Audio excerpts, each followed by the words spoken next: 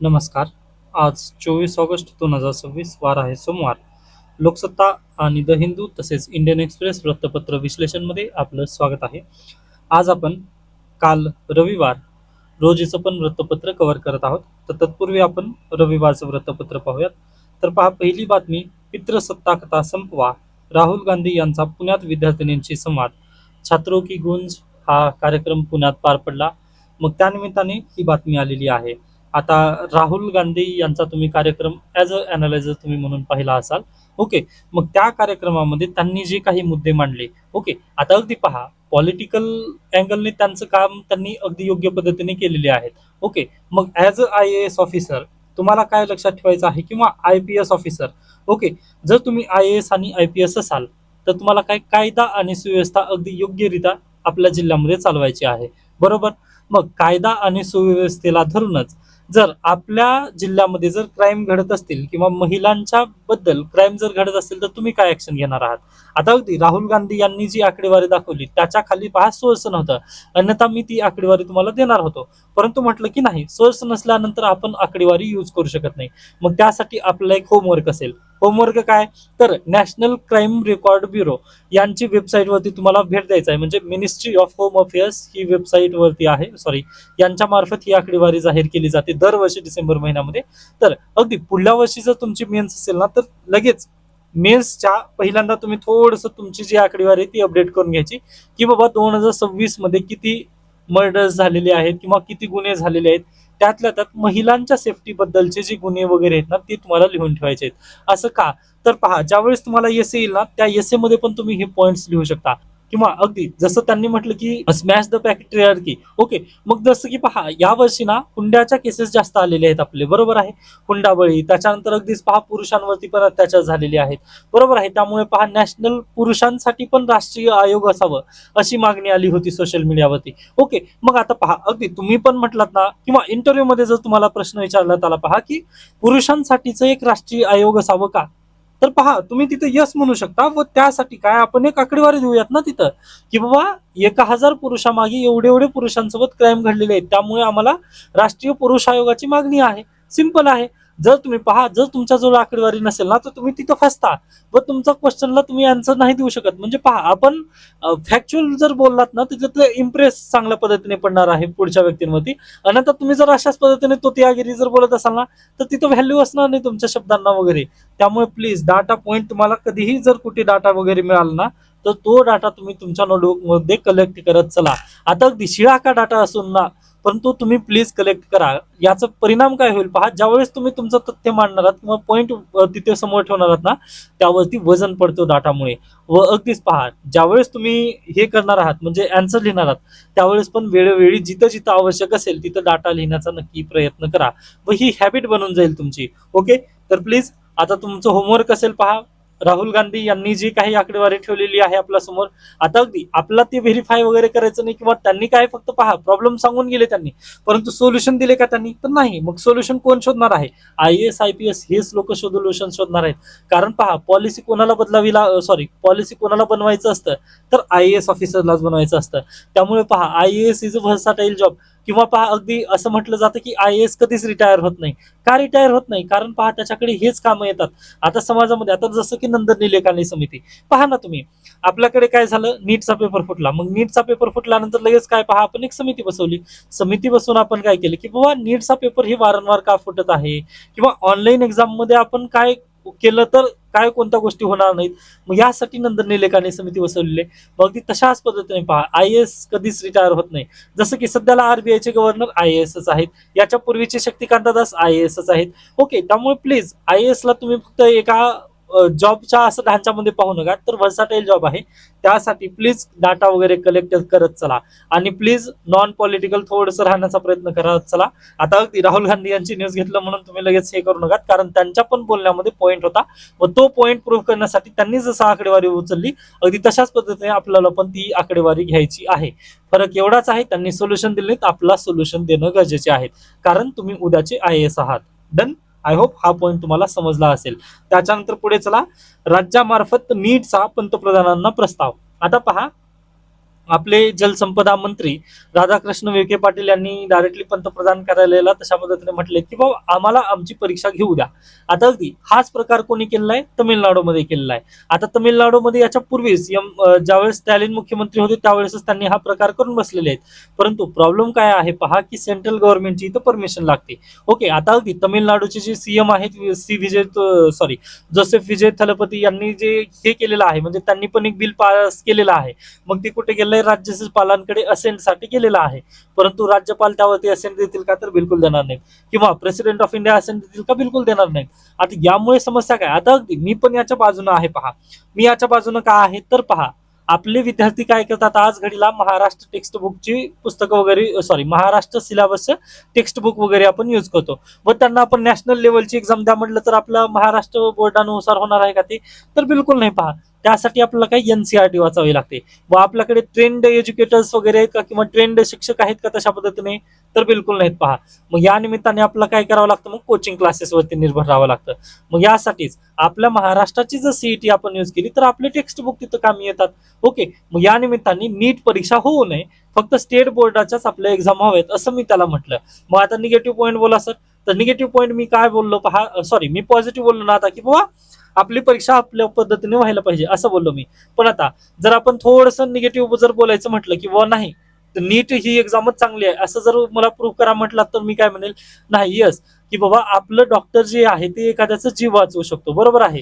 मग स्टेट बोर्डामध्ये जे कुठं पॉईंट सुटलेले असतील ते एनसीआरटी मध्ये कव्हर करण्यात येतं. व नॉलेजचं बेस जे आहे एनसीआरटी मध्ये ते खूप मोठं आहे. या निमित्ताने मी काय म्हणेल, मग एनसीआरटीच्या आधारावरच नीट परीक्षा होणं गरजेचं आहे व मी त्यालाच प्राधान्य देईन. असं पहा, आता पॉझिटिव्ह आणि निगेटिव्ह दोन्ही पद्धतीने आपण तिथं बोललेले आहोत. ओके, हा त्याच्यानंतर आणखीन एक गुड न्यूज सांगायची आहे पहा, की GS2 चा तुम्ही पेपर पाहिलाच असाल. ओके, आता अगदी GS2 किंवा GS3 वगैरे जरी पाहिलात ना, तर त्यामध्ये ज्या पद्धतीने प्रश्न विचारलेले होते, जवळपास आपण म्हणजे अगदी मी पूर्णतः क्लेम करत नाही कारण मी सध्याला GS2 शिकवत नाहीये. हा, त्यापैकी इंटरनॅशनल रिलेशन मी शिकवत असतो. ओके, पण पहा सध्याला मी नुकतंच बॅच चालू केलेली आहे, त्याचे पण लेक्चर थोडं थोडं थोडं करून मी देण्याचा प्रयत्न करतोय. हा, मग मी प्रमोशन करेन पहा, इंटरनॅशनल रिलेशनची बॅच एखाद्या विद्यार्थ्याला जर लावायची असेल तर प्लीज माझ्याशी संपर्क करा. ओके, त्याच्यानंतर पहा, बहुतांश जे करंट अफेअर्स बेस्ड प्रश्न होते ना ते आपण वर्गात शिकवलेले आहेत. फक्त तुम्ही रेग्युलर राहा, तुम्हाला तशा पद्धतीने पॉईंट्स वगैरे लक्षात येतील. व सुप्रीम कोर्टाचे केसेस वगैरे मी बऱ्यापैकी समजावून सांगण्याचा प्रयत्न करत असतो. ओके, तर प्लीज तुम्ही GS2 चे वगैरे पेपर्स पहा. आता मी ज्यांच्याकडून शिकलेले आहेत त्यांनी स्वतः क्लेम केलेले नाहीत, फक्त त्यांनी म्हटलं की बाबा यस आलेले आहेत, मी पण त्याच पद्धतीने पहा. त्यामुळे पहा, मी डायरेक्टली पहिलं रिॲक्शन कसं आहे, दुसरं रिॲक्शन कसं आहे तसं काहीच करत नाही. मला माहिती आहे ना की बाबा आपण अशा पद्धतीने वगैरे असायला पाहिजे. व पवनीत सिंग सरांचं एक वाक्य होतं पहा, की ज्यावेळेस ट्रेनिंगला माझे विद्यार्थी जातील ना लबासनामध्ये, त्यावेळेस त्या विद्यार्थ्यांमध्ये चर्चा असायला पाहिजे की बाबा पवनीत सिंग सरांनी असं काहीतरी म्हटलं होतं म्हणून. अगदी त्या लेवलचं किंवा म्हणजे तशा पद्धतीने माझे थोडेसे इथिक्स आहेत. त्यानिमित्ताने मी तसं चर्चा केलं नाही. परंतु जे अँसर रायटिंग केलेले विद्यार्थी वगैरे आहेत किंवा ज्यांनी अँसर रायटिंग करायची आहे, म्हणजे 6 बॅच मी परत एकदा लॉन्च करण्याचा विचार चालू आहे. ठीक आहे, आपण त्याबद्दल परत एकदा पुन्हा बोलूयात. परंतु महत्वाचं काय आहे यामध्ये, तर नक्कीच आपलं विश्लेषण त्याचं घेणं गरजेचं आहे. व मी जबाबदारी घेतलेली आहे अँसर रायटिंगच्या विद्यार्थ्यांची. त्यानिमित्ताने पहा, मी लवकरच ना जे GS1, 2, 3, 4 आणि SH चे जे पेपर्स झालेले आहेत त्याचं विश्लेषण घेण्याचा नक्की प्रयत्न करेन. एवढं मी नक्की करेन. व त्यामध्ये महत्वाचं काय आणि कुठं कोणतं असायला नको वगैरे हे जे सर्व पॉईंट्स आहेत ना ते मी नक्की कव्हर करण्याचा प्रयत्न करणार आहे. ओके, त्याबद्दल मी हे शुअरिटी नक्की देईन. डन. त्याच्यानंतर आपण पहा, दुसरा एकही बातमी गरजेची नव्हती कालच्या लोकसत्तामध्ये. व पहा, परत माझं BSNLचा इश्यू झाला होता व ते नुकतं आताच सॉल्व्ह झालेला आहे. त्यामुळे आज रात्री मी सध्याला हे रेकॉर्ड करतोय 24 तारखेच्या रात्री. ओके, ठीक आहे. स्पर्धा परीक्षार्थींना मोफत मार्गदर्शन, उच्च तंत्र शिक्षण विभागाचा निर्णय, धोरण निश्चितीसाठी समिती झालेली आहे पहा, समिती बसवण्यात आलेली आहे. व यामध्ये आता अगदीच पहा, 5,000 जवळपास 5,000 विद्यार्थ्यांना तिथे ऍडमिशन देण्यात येणार आहे. याच्यापूर्वी तुम्हाला माहिती असेल पहा, SISC इंडियन ऍडमिनिस्ट्रेटिव्ह सर्व्हिसेस म्हणजे UPSC साठी ना आपल्याकडे SISC नावाचं संस्थान आहे, जिथून रमेश घोलप सर, त्यानंतर पहा विश्वास नागरे पाटील सर, म्हणजे अगदी आपल्या महाराष्ट्रामधील जे टॉपचे IAS IPS वगैरे झालेत पहा 2011-12 वगैरे पूर्वी जेव्हा कोचिंग संस्थान नव्हते ना, त्यावेळेचे सर्व IAS कुठून झालेत, SIAC या संस्थेमधून झालेले आहेत. मग त्या संस्थेच्या अधिपत्याखाली एक समिती बसवण्यात आलेली आहे व आता ऑनलाईन पद्धतीने जवळपास 5,000 विद्यार्थ्यांना ट्रेन केलं जाणार आहे विविध परीक्षांसाठी, स्पर्धा परीक्षांसाठी. ओके, मग नक्कीच पहा त्यांचा अहवाल आल्यानंतर आपण पण त्याबद्दल चर्चा करणार आहोत. फक्त लक्षात घ्या की आता सध्याला असं काहीतरी महाराष्ट्रात चालू आहे व आपल्या हिताचा निर्णय हा होत आहे, एवढा पॉईंट तुम्ही लक्षात ठेवायचा आहे. डन. त्याच्यानंतर राज्यातील 4 शिक्षकांना राष्ट्रीय शिक्षक पुरस्कार, हा प्रश्न जो आहे तो कदाचित कंबाईन परीक्षेला येईल, त्यामुळे लक्षात ठेवा कोणकोणते आहेत शिक्षक.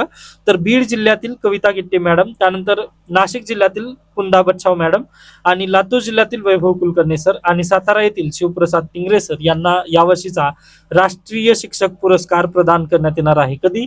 तर 5 सप्टेंबर रोजी. ओके, तर हा पण पॉईंट प्लीज तुम्ही लक्षात ठेवायचा आहे. डन. त्यानंतर अभिजित दिपकेंसह 6 जणांविरुद्ध गुन्हा दाखल करण्यात आलेला आहे. का? तर आरोपींनी बाहेरच्या विद्यार्थ्यांना आणून या शाळेत बसवले आणि शाळेची बदनामी केली, असा त्यांचा आरोप आहे. आता अगदी थोडस ही पॉलिटिकल होईल, पण आय होप तुम्हाला यामधील जे तथ्य वगैरे आहेत किंवा काय ते तुम्ही स्वतःहूनच समजून घ्याल. ओके, म्हणजे सहज काल माझी नजर पडली आणि सकाळ वगैरे वृत्तपत्र जे आहेत ना, त्यामध्ये तर डायरेक्टली त्यांनी हेडलाईन दिली होती या न्यूजची. ओके, ठीक आहे. त्याच्यानंतर पहा, व्यायामाने मेंदूच्या आरोग्यात सुधारणा होते, त्यामुळे प्लीज सर्वांनी व्यायाम करण्याचा प्रयत्न नक्की करा. त्याच्यानंतर अभिजात मराठी भाषेचं पुन्हा गळचेपी, पदवी अभ्यासक्रमात सप्लिमेंटरी इंग्रजीला स्थान.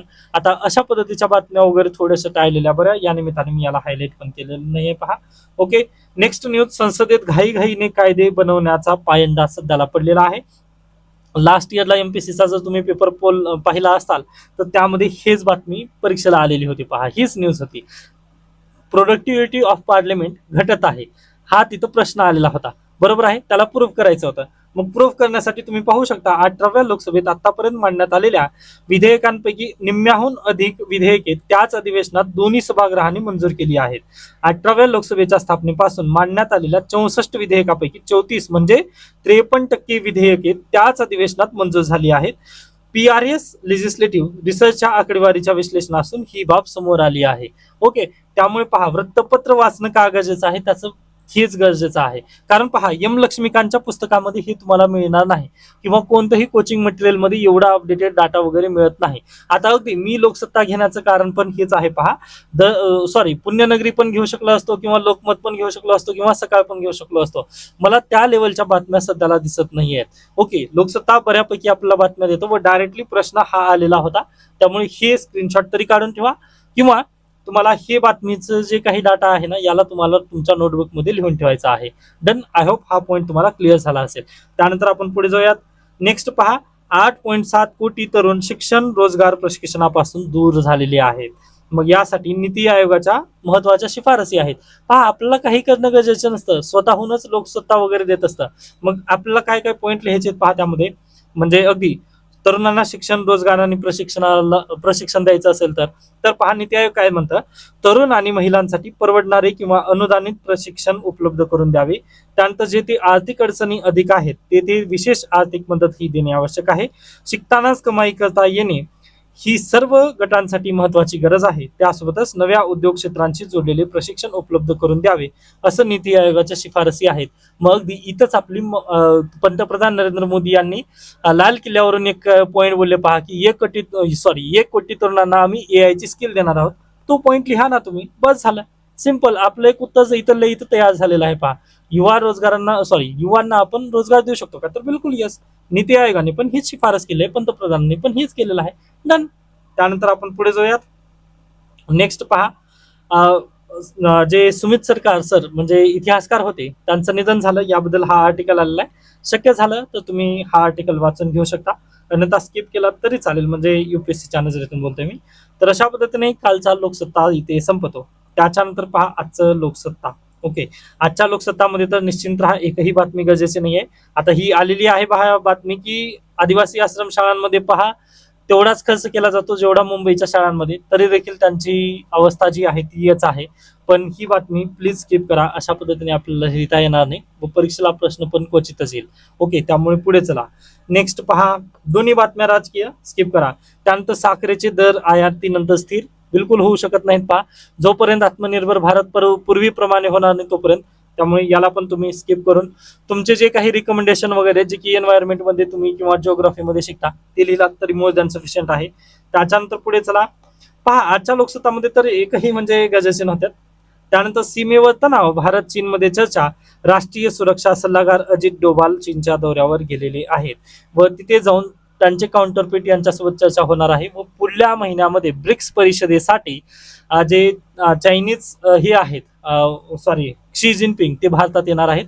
व पहा, भरपूर वेळेस आपण ब्रिक्स बद्दल वगैरे चर्चा केली. हा, आता प्रॉब्लेम हा आहे पहा की मी ब्रिक्स बद्दल वगैरे तेवढंच डिस्कस वगैरे केलं नाही, परंतु करंट अफेअर्स मध्ये किंवा इंटरनॅशनल रिलेशन मध्ये काय सध्याला चालू आहे मी याच्या पूर्वी पण तुम्हाला बोलण्यात आलेलं आहे. व ब्रिक्स चर्चेत होतं का नाही मला तुम्ही सांगू शकता. डोनाल्ड ट्रम्प गेल्या वर्षीपासून रडत आहे की बाबा तुम्ही जर ब्रिक्सचं चलन वगैरे जर काढलात तर मी इकडे तुमच्यावरती 100% टॅरिफ लावतो. म्हणजे अगदी असं नाहीये म्हणत की बाबा मी ते हे केलेलंच आहे. चाबहार पोर्ट 2026च्या एमपीएससी मेन्स सॉरी पूर्व परीक्षेला पण हा प्रश्न आलेला होता. ओके, त्यामुळे प्लीज मी याच्या पूर्वी पण म्हटलंय, ट्रस्ट युअर वेपन्स. तुम्ही ज्या शिक्षकांकडून शिकत आहात ना त्या शिक्षकांवर प्लीज भरोसा ठेवा. व मी याच्या पूर्वी हा पण पॉईंट म्हटलाय की प्लीज तो शिक्षक थोडंसं कंबाईन असू नये, म्हणजे कंबाईन परीक्षांची वगैरे तयारी. कारण पहा, त्यांनी या पॅटर्न मध्ये थोडंसं त्यांना रुजण्याची गरज आहे. ओके, जो शिक्षक इथं रुजलेला आहे ना नक्कीच त्यावरती तुम्ही प्लीज भरोसा ठेवा. आता अगदी त्यामध्ये मी येऊ शकेल तर मी पण येऊ शकेल, किंवा अन्य शिक्षक असतील तर प्लीज अन्य शिक्षकांवरती पण तुम्ही भरोसा ठेवू शकता. ओके, माझं हेच सांगणं आहे. कारण व पहा, मी तशा पद्धतीने म्हणजे माझ्याकडे कोणत्या विद्यार्थ्यांनी काय म्हटलेलं आहे वगैरे कमेंट मी तशा पद्धतीने हायलाईट करत नाही. मला म्हणजे तशा पद्धतीने सवय नाही आहे. अगदी मी आताच तुम्हाला उदाहरण दिलं पहा, किंवा मृणाल सरांचं पण तुम्ही उदाहरण घेऊ शकता. हा, आता मृणाल सरांना अनअकॅडमीचं वगैरे ते प्रमोशन करावं लागतं, या निमित्ताने त्यांचं हे आहे. परंतु याच्या पूर्वी त्यांचे लेक्चर्स ना तुम्ही आज देखील म्हणजे पहा 2012ला त्यांनी बनवलेले जे लेक्चर्स आहेत ना ते आज देखील विद्यार्थी पाहतात. का तर इकॉनॉमिक्स त्यांनी तेवढं चांगल्या पद्धतीने शिकवले आहेत. तर अगदी तशा पद्धतीने जर शिक्षक भेटला ना तर प्लीज तुम्ही थोडंसं त्यांना फॉलो करा. कारण राज्यसेवेमध्ये भरकटवणं इथं सध्याला जास्त होत आहे. आता काही विद्यार्थी असं बोललं तर पहा त्यांना राग आलेला होता मागच्या वेळेस, परंतु रियालिटी हीच आहे. आता मी डंकी की चोट पर नक्की सांगू शकतो, परंतु मला ते प्रूव्ह करायचं नाहीये किंवा मला माझे विद्यार्थी कशा पद्धतीने रिव्ह्यू देतात हे मला बिलकुल सांगायचं नाही आहे. ओके, माझे विद्यार्थी आणि मी आमचं खासगीमध्ये चालू आहे ना तर ठीक आहे, मला फक्त 20च विद्यार्थ्यांची गरज आहे जे आन्सर रायटिंग आज घडीला आपण करत आहेत. व मी त्या पद्धतीने त्यांना चांगल्या पद्धतीने म्हणजे मला जेवढ्या गोष्टी समजलेल्या आहेत किंवा मी जेवढा प्रवासामधून आज इथपर्यंत आलेला आहे तेवढं मी देण्याचा नक्की प्रयत्न करतो. ओके, त्यामुळे प्लीज ट्रस्ट युअर वेपन्स. मी परत तोच पॉइंट परत एकदा म्हटलेला आहे. ओके, हा, परत जर तुम्हाला जर माझ्याकडून किंवा अगदीच कोणते शिक्षक वगैरे जर रिकमेंडेशन तुम्हाला पाहिजे असेल तर मी नक्की आज देखील सांगेन. पहा, जर इकॉनॉमिक्स तुम्हाला शिकायचं असेल तर एकतर मृणाल सरांना घ्या किंवा विभास झा सरांना घ्या. त्याच्यानंतर आतिश माथुर सर पॉलिटीसाठी, म्हणजे अगदीच मी अनुभवलेला आहे. व अगदी माझं GS2 कशामुळे हे झालंय किंवा मी इंटरनॅशनल रिलेशन वगैरे का शिकू शकतो तर अगदीच ते आहेत. पहा, मी याच्या पूर्वी पण त्यांचे नोट्स पण दाखवलेले होते पहा मराठीवर, परंतु आपल्याकडे तेवढं प्रिलिमचं वगैरे क्रेज नाही त्यामुळे मी त्याला डिलीट केलं. ओके, ठीक आहे, थोडंसं अवांतर झालं परंतु हे गरजेचं होतं. जे सिरियस कॅन्डिडेट आहेत राज्यसेवेसाठी त्यांच्यासाठी हे महत्वाचं आहे मला बोलणं. Okay, done.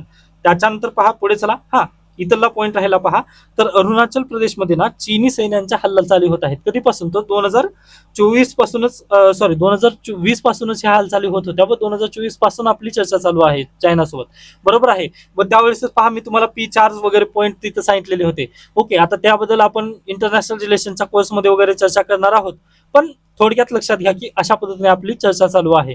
व आपले जे इंडियन मिलिटरीचे जे उच्च स्तरीय अधिकारी वगैरे आहेत ना त्यांच्यामध्ये ही चर्चा चालू असते. Okay, done. त्याच्यानंतर आपण पुढे जाऊयात.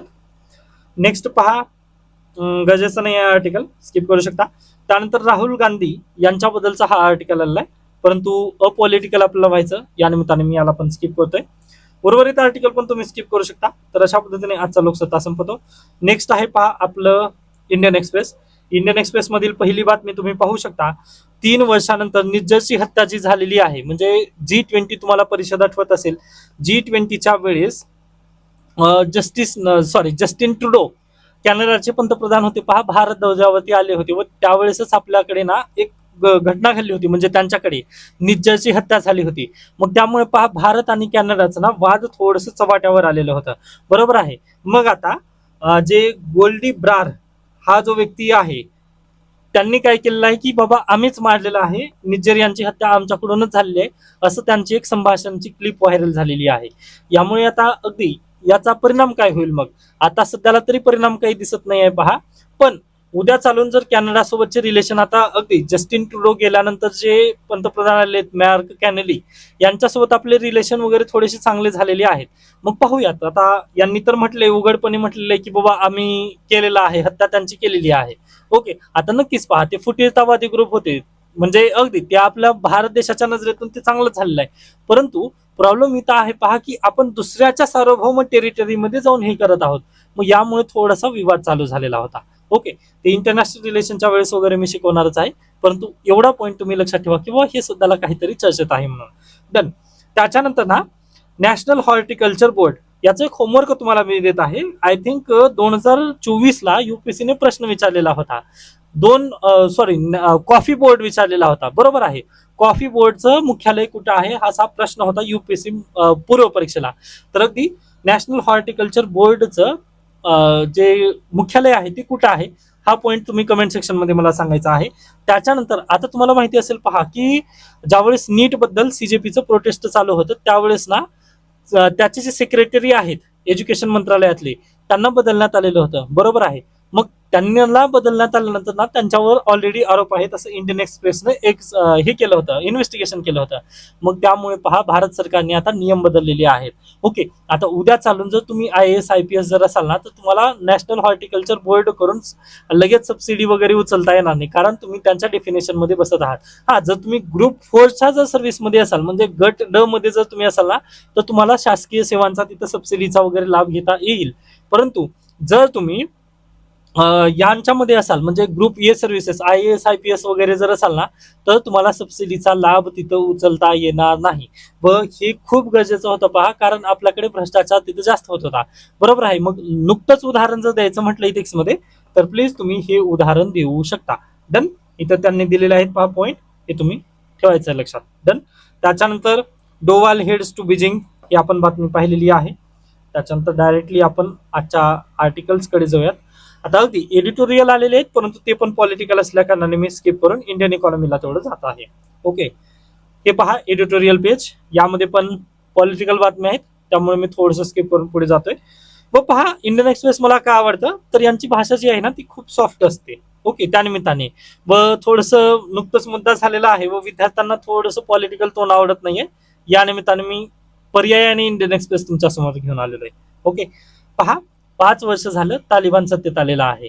मग याच्या घडामोडी काय काय झालेल्या आहेत याबद्दल हा आर्टिकल आलेला आहे. या आर्टिकलची कॉपी आपल्या इंटरनॅशनल रिलेशनच्या ग्रुपवर मी टाकलेला आहे. व आय थिंक मी हे सर्व काही कव्हर केलेलं आहे ऑलरेडी, किंवा सध्याला रिलेशन वगैरे भारत सरकारची कशा पद्धतीने चालू आहेत. व त्यांनी पण हेच देण्याचा प्रयत्न केलाय पहा, की तालिबान जेव्हा सत्तेमधून गेलेला आहे ना, त्याच्यानंतर सध्याला काय चालू आहे, म्हणजे मुख्यतः महत्वाची घडामोडी असं काही झालेलं नाही आहे. तुम्हाला आपल्या लेक्चरमध्ये सांगितलं होतं पहा, की आपल्या भारत देशाने ना एक टेक्निकल टीम तिथं पाठवलेली होती. तर हे पहा, त्यांनी पण तेच म्हटलंय की एक टेक्निकल टीम तिकडे गेली होती. त्याच्यानंतर लास्ट इयरला आपल्याकडे आपल्या देशामध्ये ऑफिशियल व्हिजिटला आले होते तालिबानचे जे प्रमुख वगैरे आहेत त्यांनी. ओके, त्यांनी खिलाफत म्हणता येणार नाही, तर उत्तर प्रदेश मधील एक ठिकाण आहे ना, आता मला थोडंसं हे झालेलं आहे, म्हणजे कोणची एक मुवमेंट झाली होती पहा, बॅकवर्ड लिंकेज मधून ना ती मुवमेंट आपल्याला लक्षात ठेवायचं आहे. मी कमेंट सेक्शन मध्ये ना ते कमेंट पिन करेल. ओके, जर किंवा लेक्चर मध्ये जर मला ते आठवलं ना, तर मी तुम्हाला नक्की सांगेन. पहा, रिफॉर्म्स म्हणजे इस्लाम धर्मामधील जे रिफॉर्म्स होते ना, त्याबद्दल एक मुवमेंट झाली होती. ओके, जसं हिंदू धर्माच्या मुवमेंट्स होते, सत्यशोधक समाज वगैरे होते पहा, कंटेम्पररी आहेत त्या. तर नक्कीच जर शक्य झालं तर तुम्ही कमेंट सेक्शन मध्ये सांगा, किंवा मी त्याला पिन करून ठेवण्याचा प्रयत्न करेन. आता मला ते आठवत नाहीये.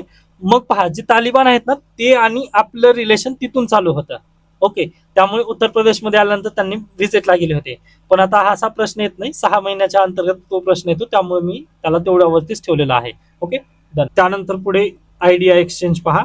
आता हा इंटरव्ह्यू आहे बेसिकली, व अगदीच चांगला इंटरव्ह्यू आहे नीलकांत शर्मा यांच्यासोबतचा, म्हणजे एक्झिक्युटिव्ह डायरेक्टर आहेत वर्ल्ड बँकमध्ये. त्यांनी एक पॉईंट बोललेला आहे पहा, की rise in inequality since labour is in surplus, capital is in shortage, need to democratize access to capital. पहा, यांनी काय म्हणण्याचा प्रयत्न केला आहे, भारत देशामध्ये ना इनइक्वॅलिटी वाढत आहे, म्हणजे असमानता वाढत आहे. आता यासाठी पण लोकसत्तांनी याच्या पूर्वीच आर्टिकल लिहिलेले आहेत पहा, की बाबा मूठभर लोकांकडे भरपूर संपत्तीचं गठन झालेलं आहे व 82 कोटी जी जनता आहे ना ती राशनवरती जगत आहे आपल्या देशातील.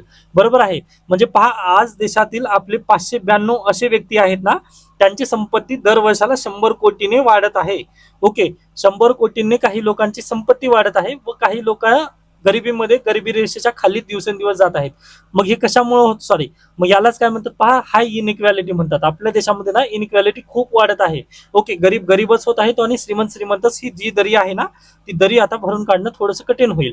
मग यासाठी त्यांनी काय म्हणत आहेत, हे कशामुळे होत आहे तर पहा, लेबर इज इन सरप्लस. कारण आपल्या देशामध्ये ना चीप कॉस्टवरती लेबर प्रोव्हाइड होतात. म्हणजे पहा ना, आता अगदी, आता याला उदाहरणात स्वरूप समजून जर घ्यायचं म्हटलं तर पहा, एखादी ओझं वाहून न्यायचं आहे. ओके, मग ओझं वाहून नेण्यासाठी पहा आपल्याकडे 5 व्यक्तींची गरज आहे आपल्याला, परंतु आपल्या देशामध्ये ना इथं 15 व्यक्ती अवेलेबल आहेत. ओके, म्हणजे तुम्ही पहा ना, किंवा अगदी याच्या पूर्वी पण म्हटलं जातं पहा, म्हणजे तुम्ही जर दगडमारा मार्केटमध्ये गेल्यानंतर इंजिनियर तुम्हाला नक्की सापडेल, तसंच BA केलेले सापडतील. ओके, मग हे काय झालंय तर सरप्लस आहे पहा आपल्याकडे. ओके, म्हणजे लेबर ना खूप चीप मध्ये भेटतं. म्हणजे आता पहा ना, 5 जणांची गरज आहे परंतु तिथं 15 जण मिळत आहेत. मग 15 म्हटल्यानंतर पहा, त्या 15 म्हटल्यानंतर यांनी काय करतात पहा, लवकर काम होतं व प्रत्येकाला 100 रुपये देण्याची ऐवजी 50-50 रुपये तिथे देतात. ओके, मग यामुळे काय होतं पहा, एकदम चीप मध्ये हे लेबर आपल्याला मिळतं. मग या कारणानिमित्त पहा, चिप मध्ये म्हटल्यानंतर अगदी 100 रुपये यांचं इन्कम यायची तर फक्त 50 रुपये होत आहे. मग अगदी या कारणानिमित्त पहा, अगदी त्यांचा उदरनिर्वाह चालू शकत नाही. याच कारणानिमित्त जे गरीब आहेत ते अगदीच गरीब होत आहेत व जे श्रीमंत आहेत ते जास्त श्रीमंत होत आहेत. त्याच्यानंतर पुढे गेल्यानंतर पहा, कॅपिटल इज इन शॉर्टेज. म्हणजे काय, आपल्या देशामध्ये पहा, दुसऱ्या देशामधून ना फंडिंग येत नाहीये, FDI येतच नाहीये, मार्केटमध्ये आपल्याकडे पैसा नाहीये. ओके, म्हणजे आता अगदी महाराष्ट्रामध्ये इंडस्ट्री टाकायची आहे, बरोबर, मग इंडस्ट्री टाकायला कोणीतरी दुसऱ्या देशातून येणं गरजेचं आहे ना, की बाबा यस मला इथं इंडियामध्ये इंटरेस्ट आहे म्हणून. तसं आपल्या देशामध्ये पहा, फॉरेन करन्सी येत नाहीये, फॉरेन करन्सी किंवा FDI येत नाही म्हटल्यानंतर आपलं रुपया काय पडत आहे पहा, दिवसेंदिवस डॉलरच्या प्रमाणात आपलं रुपया कमजोर कमजोर कमजोर होत आहे. ओके, त्यामुळेच पहा, त्यांनी काय म्हणत आहेत की डेमोक्रेटाइज ऍसेट्स कॅपिटल. ओके, मग त्यांच्यामुळे सर काय म्हणत आहेत पहा, की तुम्हाला काय करावं लागेल तर फक्त एका व्यक्तीकडेच तुम्ही जास्त संपत्ती देऊ नका, तर भरपूर लोकांना भरपूर संपत्ती द्या. यामुळे काय होईल, एक व्यक्तीकडून संपत्ती दुसऱ्या विविध लोकांकडे जाईल पहा. व याचा जो प्रकाश आहे, आता पहा, सूर्यप्रकाश सर्वांना देतच असतं ना. ओके, तो फक्त आपल्या जागी ठेवून घेतं का, नाही. जर स्वतःजवळच तो सूर्याने प्रकाश ठेवून घेतला असता तर आज पृथ्वी अंधारात असते. बरोबर आहे. तो प्रकाश सर्वांना वाटण्याचा प्रयत्न करतो. अगदी भारत सरकारला त्यांनी तेच म्हणत आहेत की बाबा तुम्ही डेमोक्रेटाइज करा संपत्तीला. जर तुम्ही डेमोक्रेटाइज केलात ना तर तुमच्या देशातील जी इनइक्वॅलिटी आहे ना ती कमी होईल व त्यामुळेच आपल्या देशाचा पण विकास होईल किंवा अगदी डेव्हलपमेंट होईल, असं त्यांचं बेसिकली म्हणणं आहे. आय होप तुम्हाला पण हे म्हणणं नक्की पटलं असेल. ओके, शक्य झालं तर ठीक आहे, अन्यथा जर मी जास्त डीप मध्ये गेलं तर पॉलिटिकल होईल, त्यामुळे मी याला स्किप होतोय. त्याच्यानंतर पुढे हे 2 आर्टिकल अगदीच महत्वाचे आहेत, पण यापैकी हा आर्टिकल मी लवकर घेईन. तर पहा, सध्याला स्टारलिंक म्हणजे जे इलॉन मस्क आहेत ते भारत देशामध्ये स्टारलिंक प्रोजेक्ट आणायला खूप उत्सुक आहेत. परंतु डॉट आणि स्टारलिंक यामध्ये थोडंसं ते विवादामध्ये थोडंसं फसलेलं आहे. मग नुकतंच पहा, इलॉन मस्क यांच्यासोबत अमेरिकेमध्ये चर्चा झाली असता त्यांनी त्याबद्दल थोडंसं चर्चा त्यांनी पॉईंट घेतला. मग आता पहा, स्टारलिंक जर भारतात आलं तर काय होणार आहे, भारत सरकार स्टारलिंक बद्दल काय घेत नाहीये. म्हणजे तुम्हाला आठवत असेल पहा, डोनाल्ड ट्रम्प ज्या दिवशी सत्तेत आले होते ना, म्हणजे अगदी त्याच्या काही 6 महिन्यानंतर पंतप्रधान नरेंद्र मोदी अमेरिकेला गेले होते व तिथं पहा इलॉन मस्क यांच्या जे छोटे छोटे लेकरं वगैरे त्यांच्यासोबत नरेंद्र मोदी यांच्या फोटो वगैरे व्हायरल झालेल्या होत्या. ओके, मग त्यावेळेस ना स्टारलिंक जे प्रोजेक्ट आहे ना ते भारतात येणार आहे याबद्दल चर्चा झाली. त्यासोबतच पहा, टेस्ला जी कार आहे ती पण भारत देशामध्ये आलेली आहे. बरोबर आहे. मग टेस्ला आल्यासोबतच पहा, स्टारलिंकचे पण सर्व काही तिथं डॉक्युमेंट रेडी झालेले आहेत. पण प्रॉब्लेम काय झालं तर आपल्या जे टेलिकॉम सेक्टर आहेत त्यामध्ये जिओ, त्यानंतर एअरटेल यांनी थोडासा विरोध दर्शवला. आता अगदी पहा, त्यांनी पहिल्यांदा स्वागत केलं किंवा आनंद महिंद्रा यांनी पण पहा ट्विट केलेलं होतं की बाबा जर टेस्ला आली तर आम्हाला पण कॉम्पिटिशन वगैरे होईल. परंतु ओके, पण त्या विवादामध्ये मला जायचं नाही. परंतु पहा, यांचं जर स्टारलिंकचं जर प्रोजेक्ट भारत देशामध्ये जर आलं तर काय होणार आहे लक्षात घ्या. आज घडीला तुम्ही कोणतं, आता अगदी माझं तर BSNL पहा, माझं खूप अनुभव बेकार आहे. ओके. परंतु शेवटी भारत सरकारवर माझं प्रेम आहे किंवा भारत देशावरती माझं प्रेम असल्यामुळे मी बीएसएनएल सोडत नाहीये.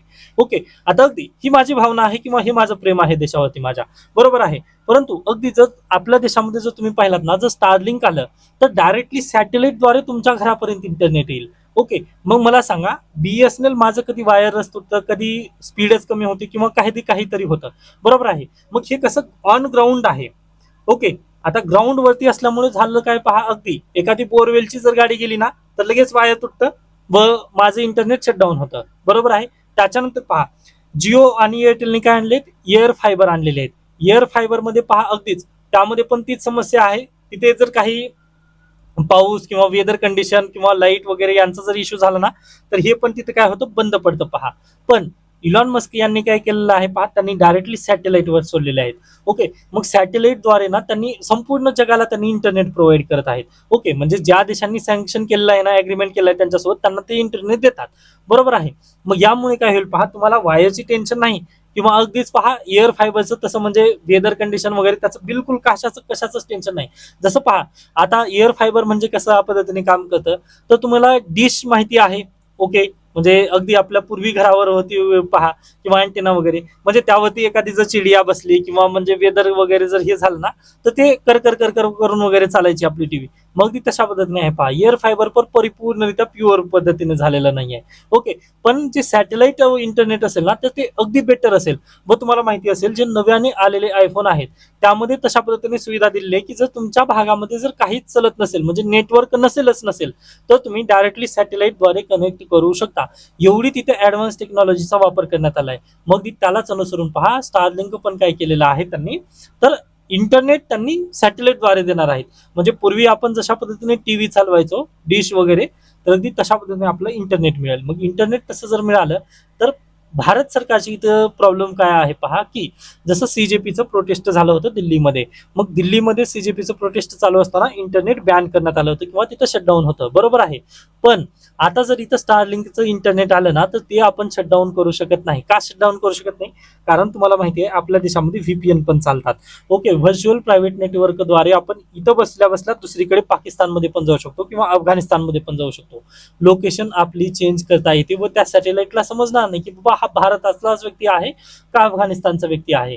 हे कन्सर्न आहे पहा डीओटीचं. मग यामुळे त्यांनी काय केलेले आहेत की बाबा नाही, आताच तुम्ही देऊ नका, आम्हाला सगळी सूत्र द्या.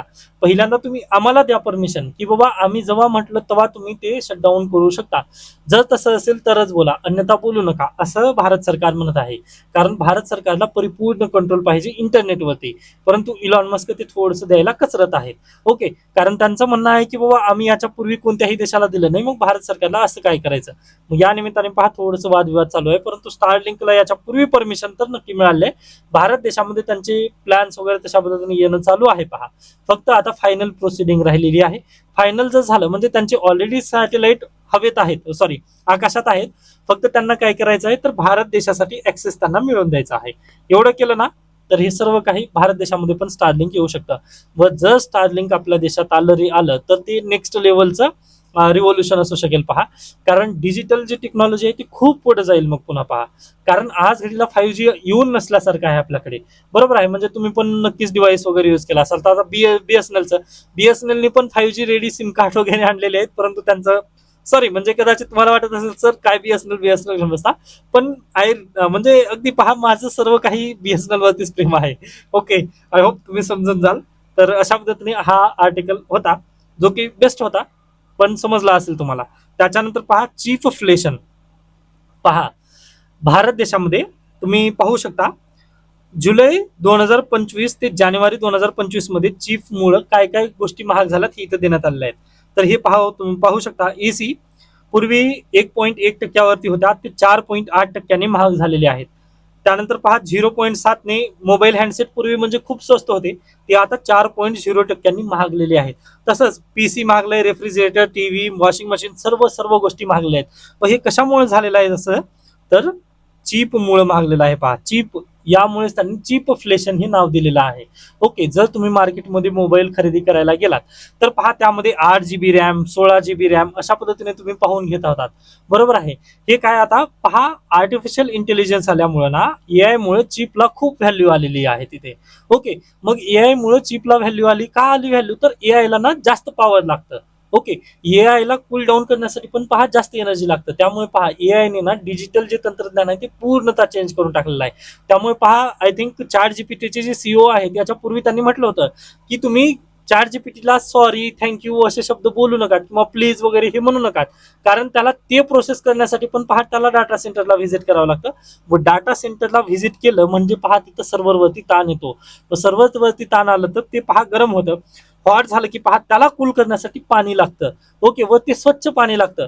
त्यामुळेच पहा सध्याला कोल्ड स्टोरेज व भारत देशामध्ये व महाराष्ट्रात येणार आहेत. ओके, यामुळे पहा सध्याला विरोध होत आहे की बाबा आपल्या देशामध्ये कोल्ड स्टोरेज आणण्यात येऊ नये.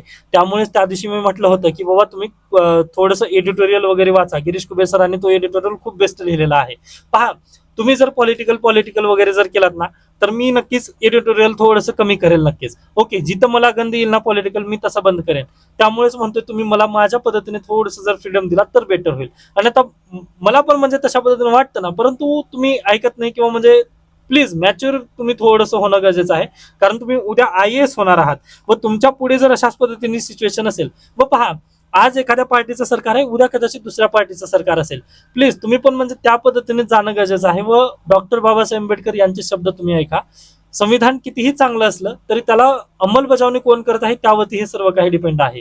ओके, त्यानिमित्ताने राजकीय पंखे होणं टाळा. भारतीय संविधान सॉरी, डॉक्टर बाबासाहेब आंबेडकर यांचे पण तेच विधान होते पहा की राजकीय पंखे होणं तरुणांनी टाळलं पाहिजे. व अगदी त्याच दिशेने मी पण तुम्हाला बोलण्याचा प्रयत्न करतोय. पहा, जिथे पॉझिटिव्ह आहे तिथं मी अगदी त्याच पद्धतीने बोलेन, जिथं निगेटिव्ह आहे मी त्याच पद्धतीने बोलेन. आता हे डाटा सेंटरचा जो मुद्दा आहे तो खूप गरजेचा आहे पहा आपल्यासाठी.